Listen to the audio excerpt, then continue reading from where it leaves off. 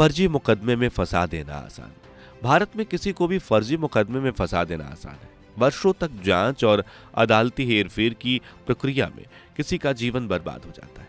एक फर्जी केस से पीछा छुड़ाने में लोग के 10-10 साल लग जाते हैं और सारी पूंजी बर्बाद हो जाती है। कानूनी प्रक्रिया के अंतर्गत प्रत्येक व्यक्ति को अपने मामले की पैरवी करने का अधिकार है और वह अपने मामले की पैरवी स्वयं कर सकता है, लेकिन यह आसान नहीं है।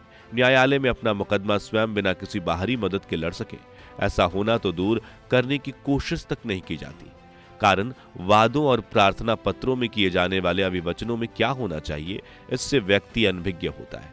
वास्तविक तथ्य क्या है और साक्ष्य क्या है, न्यायालय के न्याय का विषय नहीं होता। कानूनी तथ्य और साक्ष्य न्याय के विषय वस्तु होते हैं। इसमें भेद करना व्यक्ति के लिए दुष्कर हो जाता है।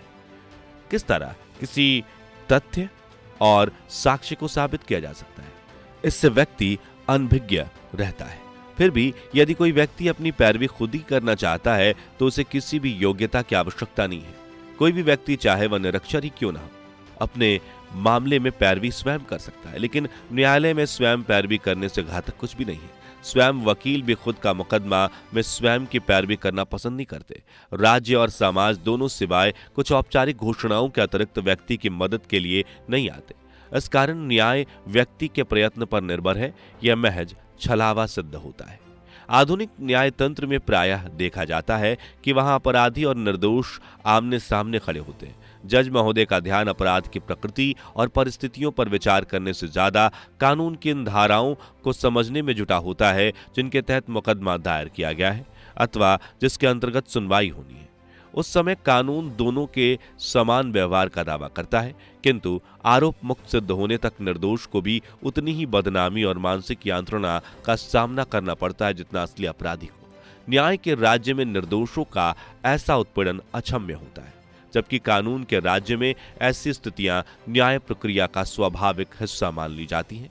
कानूनों के लंबे चौड़े जखीरे के बीच अधिकांश बहसें यह तय करने के लिए चलाई जाती हैं कि निर्णय प्रक्रिया को कानून किस धारा के तहत चलाया जाए, जो कार्य न्यायाधीशों द्वारा प्रथम दृष्टया यानी मामले की अदालत के सम्मुख आते ही तय हो जाना चाहिए, मगर इसको अधिवक्ताओं के भरोसे छोड़ दिया जाता है।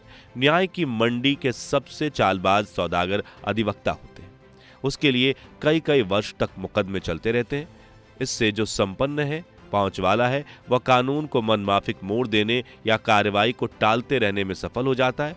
10 साल बाद मिली जीत उस व्यक्ति की जीत है या उस संस्था की जीत है जो हर दिन न्याय पाने की आस में आ रहे लोगों को हराती रहती है। न्याय की उस जीत के लिए जिसे हासिल करने के लिए कोई अपना जीवन हार जाता है, हम जिसे न्याय की जीत कहते हैं, दरअसल वह न्याय की हार है। न्याय प्रधान व्यवस्था की कसौटी है कि उसमें न्याय व्यक्ति तक स्वयं एवं सहज रूप में बगैर किसी विलंब के पहुंचना चाहिए।